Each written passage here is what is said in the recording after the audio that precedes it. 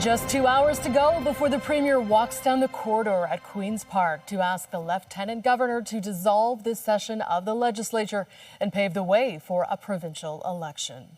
Good afternoon. While the campaign will not begin officially until tomorrow, the political preparations are well underway. We now know where Liberal leader Bonnie Crombie is going to seek a seat, and the New Democrats have already made a big promise. Let's go to CTV's Queen's Park Bureau Chief Siobhan Morris, who's taking it all in. Siobhan.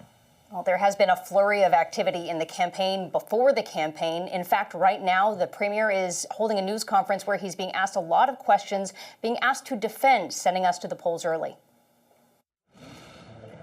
Doug Ford's justification for this early trip to the polls is the threat from across the border, staring down tariffs, and a federal government he says has left Canada drifting, exposed and vulnerable.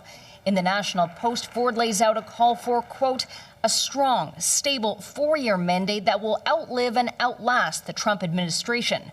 President Trump needs to know that for as long as he's president, Ford will be on the other side of the table. But opposition leaders say it's Ford who's left the province he wants to protect vulnerable. Plunging us into an early and unnecessary election, as we all know. Doug Ford is calling this snap election because he's thinking that nobody's going to be paying attention in the middle of winter. I feel like people are suffering out there. Public opinion polling has repeatedly shown Ford's progressive conservatives far out in front. If his gamble with an early vote's going to bite him, we'll know right away because he'll stumble out of the gate. There will be pressure on him. Why are you having this election? It's unnecessary. Why would you spend $175 million on an election you don't need? With other leaders and critics trying to keep the election focused on what they see as shortcomings. Doug Ford said he'd end hallway medicine. He didn't get it done. He said he'd cut taxes. He didn't get it done. He said he'd build housing. He didn't get it done. Arguing the election presents a unique opportunity. We can do both things. We can fight Donald Trump, and we can also turn the page on Doug Ford. The Premier will visit the Lieutenant Governor at 2 o'clock to trigger an election that will send Ontarians to the ballot box February 27th. Bonnie Crombie announced today that she'll be running in the riding of Mississauga East Cooksville. Right now, that's a riding held by a former progressive conservative, Khalid Rashid. He was kicked out or resigned from the PC caucus in the middle of the Greenbelt scandal.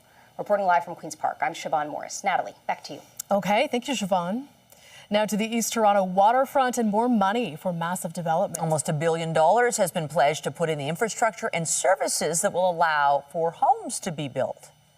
The construction is going to start next year, and people are going to start moving in 2030. Imagine what it would be like. Yes, the people would be coming, tourists visiting, but this whole area, whether it's Quayside or on the island, is going to be filled with families, homes. It is just incredible. 3 levels of government have come together, pledging $975 million aimed at speeding up Waterfront Toronto's revitalization plan. They say the infrastructure will pave the way for 14,000 new homes and create approximately 100,000 skilled trades jobs. More news in a moment, but first, here's a live look at the city this afternoon down at Nathan Phillips Square. Cloudy and very cold out there right now. Lindsay Morrison is here with a look at the current conditions. Lindsay. Well, Natalie, I'm happy to say that the temperature is going to get warmer. It is on the rise and will continue to climb right through the night tonight, in fact. You can see a little bit of snow off to the side there. That's coming for us tonight, and we'll talk about that in just a moment. First, though, the winds. What a difference compared to yesterday. The winds are fairly light right now, not even any gusts to report at this time, but it is cold. -8 degrees here in the city of Toronto, feeling like -14. We started off the day at -12. As the afternoon progresses, we're looking at a temperature of around -4. But a heads up for this evening, we've got another round of snow in the forecast, and this one looks as though it is going to impact your afternoon drive. We'll talk all about it coming up in your weather forecast. For now, Michelle, I'll send it over to you. Thanks, Lindsay. And still to come on CTV News at noon, a low-cost artificial intelligence app from China is causing concern. DeepSeek is all the buzz right now. CTV's Scott Hurst will be joining us live to explain why. But first to Ottawa, where sources tell CTV News the federal government is prepared to roll out a sizable stimulus package if Donald Trump follows through on a threat to impose tariffs on Canadian goods. The package would be available to Canadian businesses and workers if the level of U.S. tariffs requires such a response. The American president says he may slap a 25% duty on all Canadian imports going to the U.S., and that could happen on Saturday. The federal government and almost all of the provinces and territories have vowed retaliatory measures if necessary. And Donald Trump is threatening to impose those tariffs to get Canada to ramp up border security. Ontario is working to do that, and today the commissioner of the OPP outlined some of the tactics being used to tighten the border. There's over 2,800 kilometers of border between Ontario and the U.S. A lot of it is geographically challenging. It's water crossings, it's dense bush. So we use a variety of techniques relying on our air support program, helicopters, fixed wing platforms, drones. We're patrolling on snowmobiles, ATVs, where weather permits, on vessels, a variety of tactics used to ensure that our borders are as secure as they can be. Thomas Carrique says there has been an unprecedented amount of cocaine smuggled into Canada from the U.S., and firearms have been an issue for decades. He says there were 2,100 crime handguns seized in Ontario last year. 91% were from south of the border. A Toronto man and his family have filed a lawsuit after the man's wife and young son both died just a day after arriving at a resort in the Dominican Republic. For the first time since the tragedy, Steve Gugin is speaking publicly about horrific events, hoping nothing similar ever happens to other people on vacation. Here is CTV's John Benavelli-Rao. We took this, I think, the day before we left. Steve Goujon showed us the last picture taken of his family before they headed off on a much-anticipated holiday to a resort in the Dominican Republic, a trip that quickly ended in an unimaginable tragedy. I think people need to be aware of what can happen. Upon arriving at the resort in the evening, the Goujon family went to the buffet. Early the next morning, all four of them became violently ill. We were all throwing up. Goujon says he called the medical clinic at the resort, but says he was told no one could come to their room and that the family had to get themselves to the clinic. I explained the severity of our symptoms and the inability of any of us to make it to the medical center. And when I say severity, like, we couldn't even make it to the bathroom. Goujon says he called again in the afternoon and pleaded for help, at which point he says the resort did respond, but says by then the family had to be transported by wheelchairs to the resort's medical center. They were then taken by ambulance to a local hospital, where Mom April and son Oliver took a turn for the worse. They degraded in terms of their health, and then my son passed away. And then very shortly after, my wife passed away. Goujon waited until the next morning to tell his 7-year-old son Wesley that both his mom and brother had died. And it's the worst thing that a father and a husband will ever have to do. A coroner's report determined the pair died from secondary causes related to food poisoning. Coming home was very hard. Everything, living life without them is extremely hard. Now, a year later, Goujon has decided to speak out. He booked the trip through Air Transat Holidays. It, along with Wyndham Resorts and others, are named in a $10 million lawsuit filed on behalf of the Goujon family.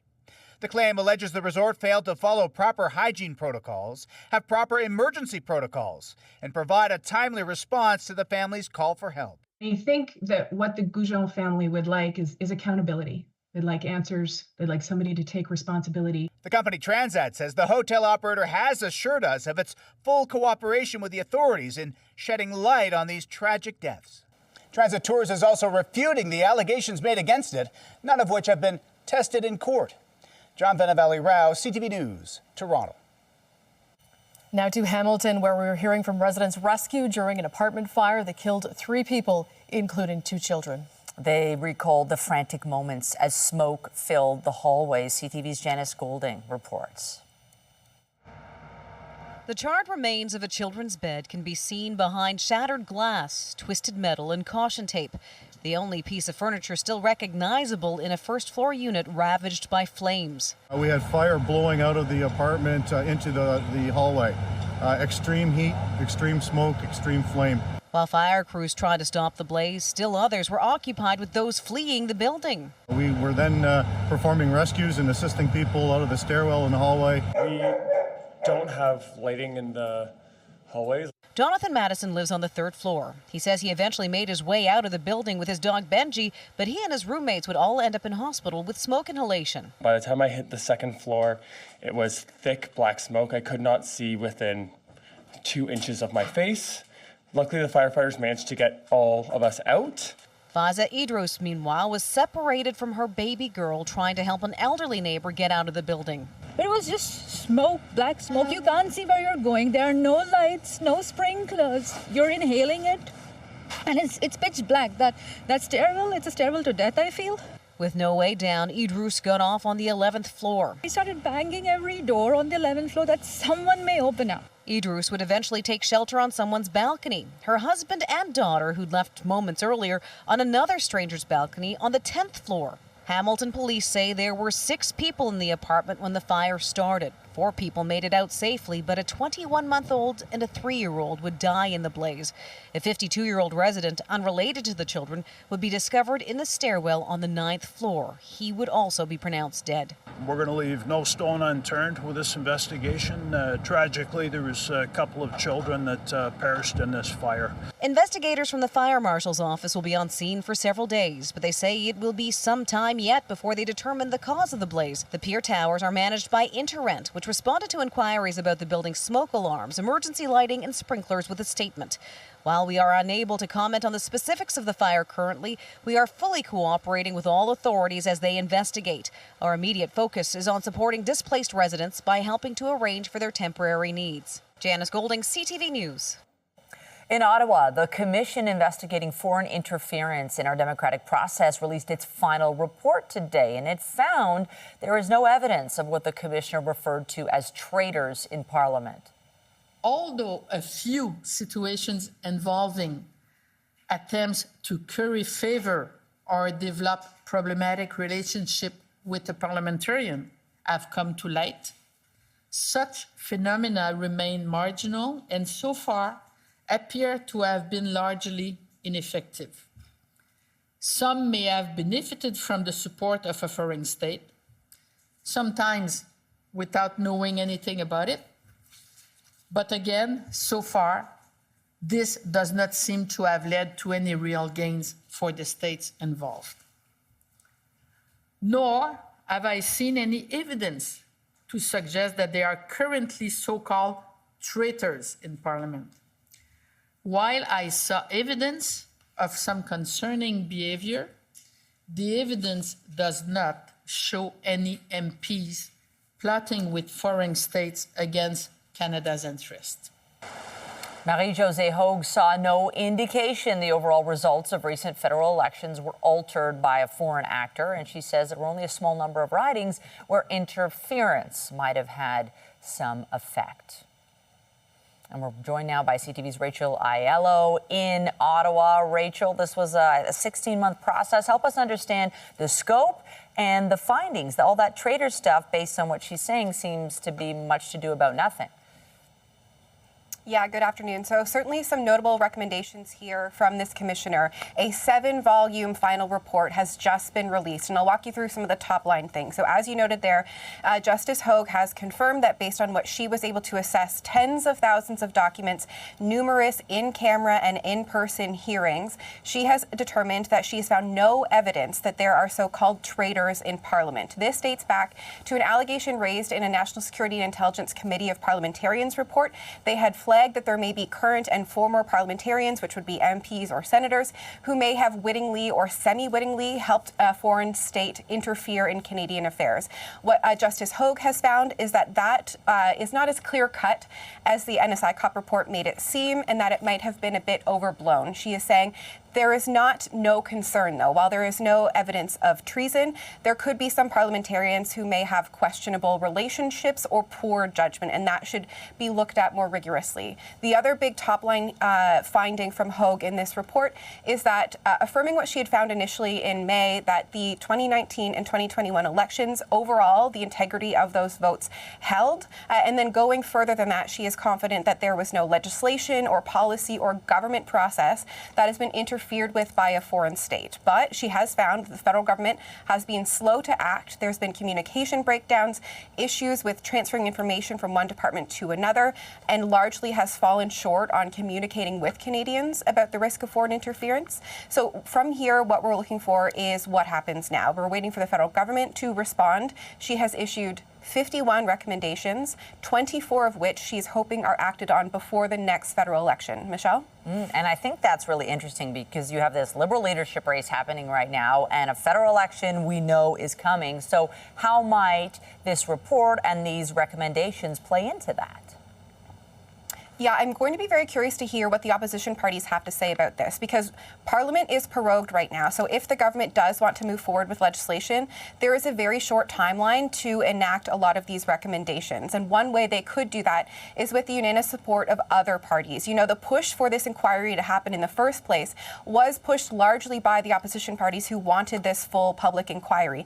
Would they be willing to kind of put partisanship aside at this point and help the government pass some legislative changes to better shore up the next election in time?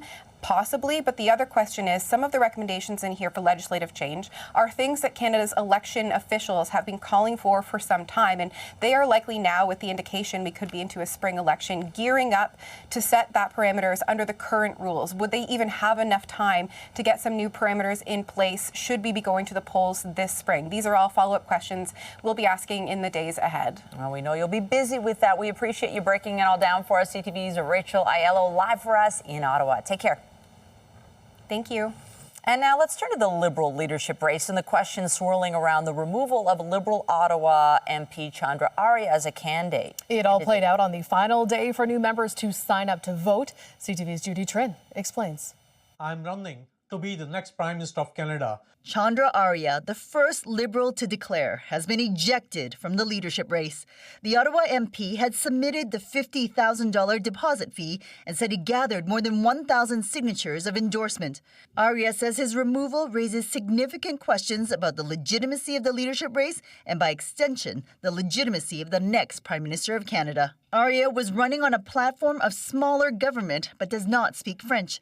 The Foreign Affairs Minister says he's unqualified to be leader. I expect the leader of the Liberal Party of Canada to be fully bilingual because we are in a bilingual country. According to the Liberal Party constitution, the board can remove candidates with sole and unfettered discretion due to public statements, past improper conduct, and a lack of commitment to democracy. Just last year, Arya traveled to India to meet with Prime Minister Narendra Modi on his own, at a time when the government had accused the Modi government of being involved in the killing of a Sikh activist. The Public Safety Minister, who has seen CSIS assessments on foreign interference, deflected when asked to comment. That's questions better put to the Liberal Party of Canada, its executive and its executive director.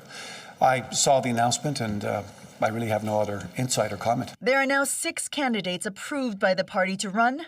One is making a direct appeal to Arya's supporters. We need your vote and your support to elect and to make history for the very first time and have the first Canadian Prime Minister from the South Asian and Indo-Canadian community. The approved candidates still have to be confirmed by Elections Canada. Among them, former Bank of Canada Governor Mark Carney has more than double the number of caucus endorsements than his closest rival, Chrystia Freeland. Judy Trin, CTV News, Ottawa.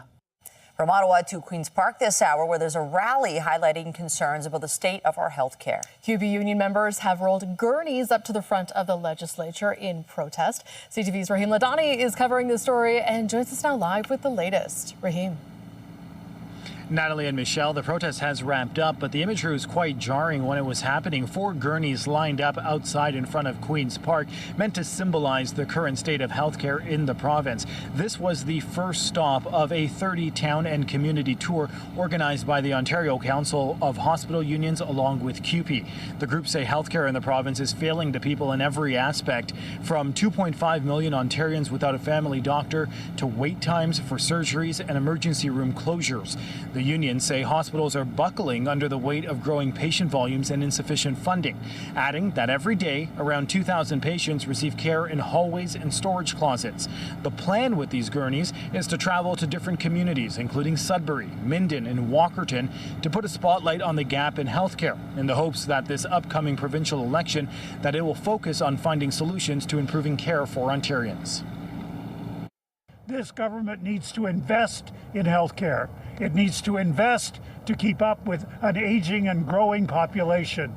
And if it doesn't do that, this healthcare system, whether it's home care, long-term care, community care in terms of family physicians or acute care, is going to continue to deteriorate. And that plays out as individual tragedies for people as they try to get their mother, their father, their spouse, their loved one taken care of in a system that simply hasn't enough capacity.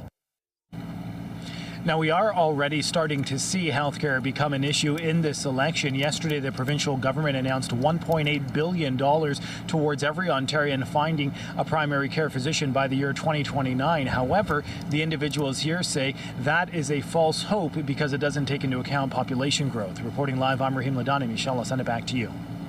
Thank you, Rahim. Well, those with an eye on the stock market were on pins and needles today after the market was rattled by the sudden rise of a Chinese artificial intelligence app. DeepSeek is a low-cost AI assistant that recently surged to the top of app charts around the world. CTV's Scott Hurst is standing by with the latest on this story from the tech world. Scott, thank you for joining us. Why is the new DeepSeek AI assistant causing such a frenzy? Good afternoon, Natalie. What makes DeepSeek so unique, or depending on how you look at it, innovative or so concerning, is the company's claim that it was built at a fraction of the cost of the other industry-leading models like OpenAI. So the big question, why is it causing such a frenzy, not just for markets, but also in the tech world? AI requires a lot of power. It is cost intensive. A lot of energy is required to run these AI models. So much so, many of the main companies are looking to build and create their own data centers. But DeepSeek apparently has caught up with the more established American companies at a fraction of the cost.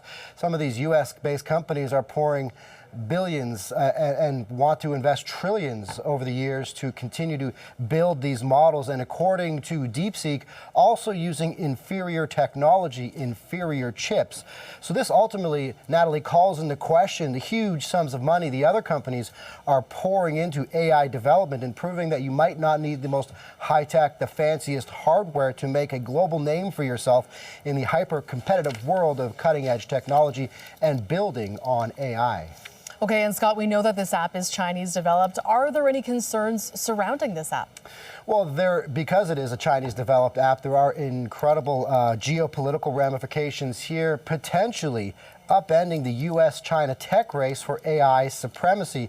If a Chinese startup can rival cutting-edge technology by U.S. companies at a fraction of the cost using inferior technology, even with U.S. restrictions on some high-end tech over national security concerns, that could create an imbalance. We have heard from U.S. President Donald Trump on the meteoric rise of DeepSeek, and he says the significant cost savings could be quite a benefit right now, but in the same breath, basically saying for U.S. companies, this should be a wake-up call. So there are concerns about Chinese government censorship and also Washington's effort ultimately to contain Beijing's ambitions to become a world leader in tech, Natalie. Okay, CTV's Scott Hurst with the latest on this story. Thank you, Scott. Thanks, Natalie.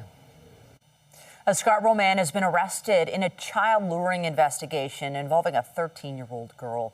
22-year-old Talha Sheikh is also facing child pornography charges. Sheikh allegedly posed as a 16-year-old boy and arranged to meet up with a girl in Ajax at a public school. School staff became aware and they called police. Investigators say Sheikh used Snapchat with the username TXJAN02. Investigators are concerned more people could be impacted by this investigation, and they're appealing for additional information. An installation in Toronto combines art, technology, and a conversation about the environment to help people think about what needs to be done to create a more sustainable future. It's an immersive experience that takes you from an ocean to the top of a mountain, and our Jessica Smith is on an adventure today. She joins us live with more. Jess. Hi, we're inside this exhibit here called Arcadia Earth. It has been through New York, LA, I think Saudi Arabia, and now it's got its permanent home here in the city. I'm joined by Craig Perlmutter, and we're talking about sustainability and taking care of our Earth. And we're kind of in a honeycomb right now. Talk to me about the idea behind Arcadia Earth. We are. So Arcadia Earth is a large-scale installation filled with incredible art exhibits, physical art, and a ton of technology, augmented reality, virtual reality, projection mapping. Right now we're standing in one of our 10 rooms.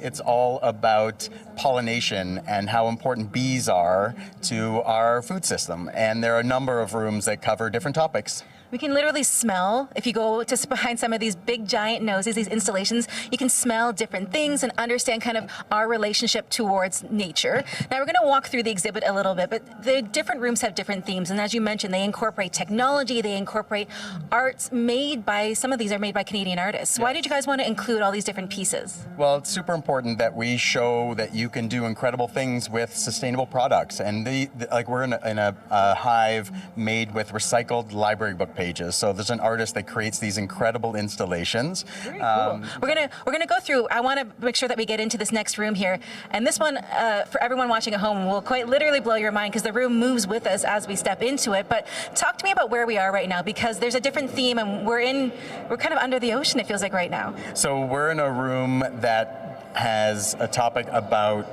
the Arctic and one with forests. So we're just finishing the interactive scene all about the Arctic. And you're gonna see in a moment, there's a video that starts that talks about the forest and how important it is for us to do smart things in our daily routine. So this place has been open here at the Well. We're in downtown Toronto. You guys have a ton of different activations. So talk to me about what you have coming up for Family Day. Yes, absolutely. Well, we have what's called Family Fun Fest. So it's a 4-day celebration here for kids and families. And it's just free with anyone who comes for Friday, Saturday, Sunday, or Monday of the long weekend, the Family Day weekend. And there's going to be a bouncy slide. There's going to be some incredible sustainable arts and crafts activities, face painting, and we're in a collaboration with Earth Rangers, so they're going to have some really cool live animals for everyone. Listen, I love the fact that you can incorporate technology with a little bit of that kind of real tangible art, and you have some virtual reality things, so if people come in and they want to download an app, they can actually see things from the floor come to life. Absolutely, absolutely. Yeah, the app is used in most of the rooms, and there's really neat triggers. And like you said, the room really comes to life, and they see species swimming around the room, all around them, and they learn lots of tidbits of information. There's a lot of inspiration, and we hope people take and activate all the things that they learn outside in their daily routine. Why was it important to you guys to bring this here? Because I know how much, caring about our environments can help us moving forward, but why did you guys want to bring this here to the city with all these different kind of interactive pieces? So the really important thing is that we bring people in because it's fun and entertaining and cool and hip. But once they're here, and this is how I was inspired, I saw a version of this in New York about 4 years ago already, and it was filled with this inspiration. And I left feeling activated, and I really wanted to do some different things within my own household. And I knew that this would resonate with Canadians. And finding the perfect location here, we're at the Well, downtown Toronto, at Front and Spadina, and I knew that bringing this to Toronto would really resonate well with Canadians, and we have a great group of tourists that come through as well, and we're the newest top attraction downtown Toronto, and we love it. Listen, you can learn really cool stuff and have a really good time. Craig, thank you so much. We're learning all about the environment, and I'm kind of glad that we're inside today because it's a little bit cold, but who can tell us all about the weather is Miss Lindsay. I'm going to send things back inside to you. We're going to keep on learning inside here at Arcadia Earth. Well, thank you, Jess. That looks like fun. You know what wasn't so fun yesterday? Those very strong winds. Here's a look at some of the peak gusts that were experienced around southern Ontario and Point Petrie, more than 100 km/h gusts. Similar conditions in Niagara Falls and over toward Trenton. It's not as windy today, but we do have another round of snow in the forecast, and the timing of this one is a little tricky. We're going to break it all down for you on the other side of this break here on CTV News at noon.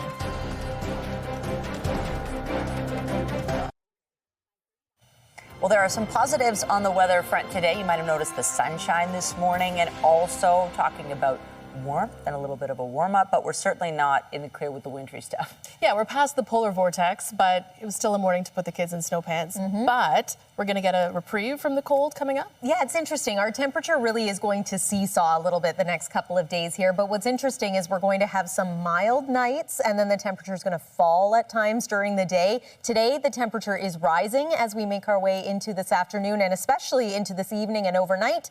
But we've got some active weather to contend with once again. Weather is brought to you by the Presler Law Firm Injury Lawyers. You don't pay unless they win. Now, we've been talking about active weather, and I want to show you this. Yesterday, we had those very strong winds across southern Ontario. This is blowing snow. So it's not snow that's falling from the sky. It's those strong winds picking up the snow that's already on the ground, blowing it across the roadway and making for near zero visibility. This happened in the traditional snowbelt areas, Huron County, Bruce County yesterday. The winds not as strong today as they were yesterday, which is great news. But we do have some snow in the forecast, which could reduce visibility in some areas again tonight. The timing of this disturbance, it's a clipper system. These are generally fast movers. They bring about 5 centimeters of snow generally to southern Ontario. That's what we're dealing with. But the timing of its arrival is just in time for that afternoon drive. So how much snow? Generally 2 to 5 centimeters is what we're expecting this time. Areas outside of the GTA likely to see a little bit more. Typical, once again, those snowbelt regions. Here is the forecast radar. So that's about 5 o'clock this evening. Things are going to start ramping up. As we head into the overnight hours, you'll see that the snow does start to taper off. But then we get into a little bit more of the streamer activity. Waking up tomorrow morning, perhaps another burst of snow in and around the GTA. That's 6 a.m. there. Wednesday itself is a drier day, but you can see those lake effect bands starting to develop. Once again, we're going to be dealing with northwest winds after we switch to southwest winds tonight. And then the temperature will fall at times over the next couple of days. Again, Thursday, Friday are going to be a little bit quieter on the active weather front. But just a heads up, if you do have to be out in your vehicle this evening, perhaps postpone any non-essential travel if you can, just because visibility could be reduced thanks to blowing snow, but also the falling snow. So here's the wind strengthening again as we make our way into the night tonight. Southwest wind followed by a northwest wind into the daytime hours tomorrow. So we'll reach our warmest point in the day early tomorrow morning at about 2 degrees, and then our afternoon temperature will be around -3. Overnight tonight, again, 1-2 degrees is our, I'm not even going to call it a low because it is not that. It's going to end up being tomorrow's high. Then by tomorrow afternoon, we're around -5. Milder again for Thursday and Friday, but it's a cold start to the weekend and a milder end to it. That's your look at the 7-day forecast for now. Michelle, over to you. Thanks, Lindsay. Well, if you've ever had a car repaired, you know how a few days in the shop can seem like forever. We met a woman who has had to wait nearly a year for repairs. Our Pat Foran has the story after this short break.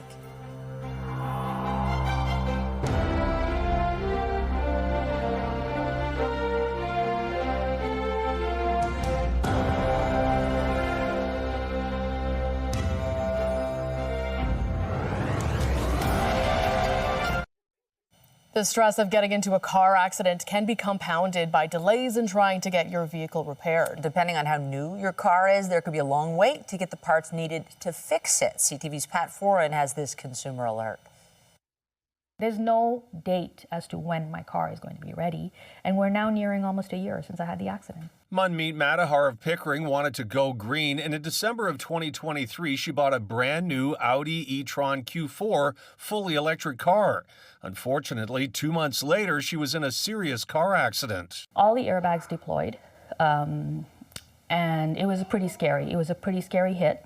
Matahar says the $72,000 car had about $35,000 damage, and TD, her insurance company, decided to repair it. But there have been countless delays waiting for about 35 different parts. Many are on back order. It's still not ready. It's still not repaired. After several months, Matahar had to return the rental car she was given. Now she has to borrow her mother's car to get to work, and she is also making expensive monthly lease payments for a car she can't drive. They're about $900 a month. I'm still paying my insurance premiums, and I'm paying for gas now when I budgeted for no gas when I got the electric vehicle. Matahar says she's frustrated she can't get a clear answer when her car will be repaired. They're still telling me that there's one more part that Audi's still waiting for. It's now been over 2 weeks, and there's no deadline. I still don't know when my car is going to be ready. When CTV News reached out to TD, the company said TD Insurance understands the frustrations caused by extended repair timelines due to car part shortages, and that we are working with the customer to resolve this claim as quickly and as safely as possible. Not long after we contacted TD, Matahar says she received an apology. Her $1,000 deductible was waived, and her car was returned after almost 1 year of waiting. Well, thank you, CTV News. I'm feeling so great about having my car back. I really don't think I would have got it back if I hadn't made the call to Consumer Alert. Pat Foran, CTV News. A new study by an Ontario researcher suggests exercise can not only improve your health, it can also extend your lifespan. Doctors are being encouraged to prescribe physical activity to older adults. CTV's health reporter Pauline Chan has more. At least 1 in 5 Canadians will be 65 or older in 2025, and the number of people over 85 is expected to triple in the next 20 years. Physical activity is any kind of movement, but essentially that can garner health benefits in numerous ways, not just physical, but mental and social health benefits as well. But Dr. Jane Thornton, a former Olympic rower who says she was in her teens before she became active, says without adequate exercise, added years of life won't mean much. And right now, 80% of adults don't meet the recommendations for daily exercise set by the Canadian Physical Activity Guidelines. We look for about 150 to 300 minutes per week of moderate to vigorous physical activity. So the way that I break that down for people usually is around half an hour a day. Research shows moderate physical activity can reduce the risk of death from all causes by 31%, and it can help reduce or prevent many chronic conditions. There's good evidence for 30 plus chronic conditions that exercise, physical activity can help with. And so essentially we look across the range of type 2 diabetes, of dementia, of mental health conditions, and so on. Better physical fitness can improve joint and bone health, improve cognitive and mental health, and even help prevent falls. Standing on even a yoga mat or something along those lines, it really depends, or it could be standing on one leg, balancing with eyes closed, or introducing some concept of training balance in a different way. And if 300 minutes of exercise is good, is more even better? Thornton says yes, but if you haven't been exercising for a while, build up to it gradually. Pauline Chan, CTV News. Still to come on CTV News at noon, a battered tech sector has stabilized on the stock market after being rocked by a new AI app called DeepSeek. We'll have the details in business. Get Toronto's top stories, breaking news alerts, and watch live. Download the CTV News app. Stocks stabilized this morning after a sell-off yesterday driven by plunging chip makers. Andrew Ballovin in Bloomberg brings us the latest in business. Hello there. Here are your business headlines. Canadian and U.S. stocks rose this morning as investors moved cautiously back into tech names that were battered yesterday by fears China is challenging the U.S. for dominance in artificial intelligence. Reports of a cheaply built Chinese AI model from a startup called DeepSeek sparked fears that Silicon Valley has grossly overspent on AI equipment. Chipmaker Nvidia, whose stock plunged about 17% yesterday, was up 1% today. Canadian stocks edged higher, supported by an 8% rise in Shopify. Electronic systems maker Celestica, seen as a play on the AI boom, rose 5% to recover some of its losses in the previous session. And shares in CGI Group, a provider of software services to companies and governments around the world, hit a record high. Finally, shares in food retailer Metro dropped 4%. TD Cowen says accounting adjustments in the first quarter results made the report messy.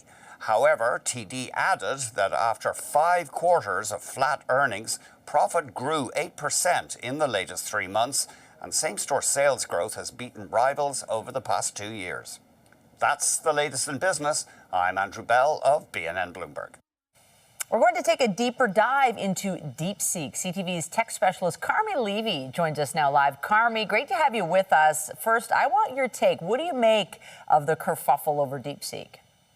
It's a big kerfuffle. This is like almost AI Sputnik moment where an upstart from China comes along, introduces something that's better, faster, and way cheaper, and shows up the entire AI industry. Some of the biggest technology companies in the world, their entire business models have now been called into question, which is why we saw the bloodbath on the stock market yesterday and why investors are still really skittish about what comes next. How is America going to respond? This is as big as it sounds, Michelle. Now, how good is this? I mean, experts are already urging caution. It's been described as controversial. People have been playing around with it, noting some interesting answers when asking the app certain questions. Yeah, I mean, in terms of consumer type questions, the kinds of things that we would normally ask, say, a ChatGPT, which is one of their competitors, it tends to do better. And on some benchmarks, in fact, it is better than the American alternative. What we don't know is how does it do with the heavier duty stuff? So like industrial, commercial type applications, the things that run entire companies or militaries or countries. That remains to be seen. And of course, we've seen some significant limitations in terms of what it answers when you ask it questions about China, because it comes from China. It doesn't always want to provide those answers. No answers on Tiananmen Square. Okay, so have you downloaded? Would you download it? And do you think this is a game changer? Is this going to disrupt things? I crossed my fingers and downloaded it, knowing the risks that I'm exposing myself to. But again, because of the work that I do, I felt I needed to. But I am playing with it at this point. Your mileage may vary. They are having some download issues because of demand. So it may take a few hours or days. But, I think, download with caution, simply because knowing where this comes from. This is just like the TikTok argument all over again, except it isn't just an app. It's an entire AI model. The risks of that data falling into the wrong hands, collecting information from you, significantly higher than anything we've seen previously. Go into it with your eyes open. CTV's Carmi Levy live for us today. Appreciate it. Will be interesting to see where this goes. Thanks, Michelle. Still to come on CTV News, if you have ever dreamt of living like a royal, a British castle is for sale. We will tell you the price tag just ahead.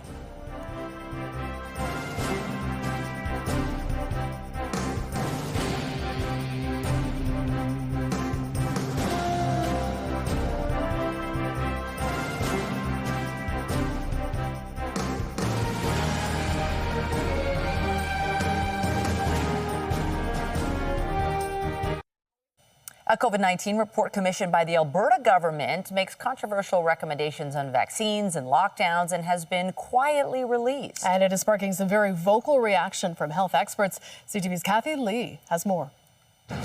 In a world still healing from the scars of COVID-19, a new report has emerged, stirring debate and concern. It is presenting a very focused and incomplete version of many facts. Commissioned by Alberta Premier Danielle Smith, costing $2 million, it offers recommendations from healthcare professionals and other experts following the province's pandemic response, including the government to refrain from future mask mandates for respiratory illnesses and stop using COVID-19 vaccines without full disclosure of potential risks. Health Canada saying vaccination remains one of the most effective ways to protect against serious illness, hospitalization, and death from COVID-19. The report also criticizes the use of lockdowns to control the spread of the disease and suggests more protection for doctors and pharmacists to promote alternative treatments. We can take hydrochlorothiazide. That was studied. There was no benefit, and therefore it's not recommended for COVID.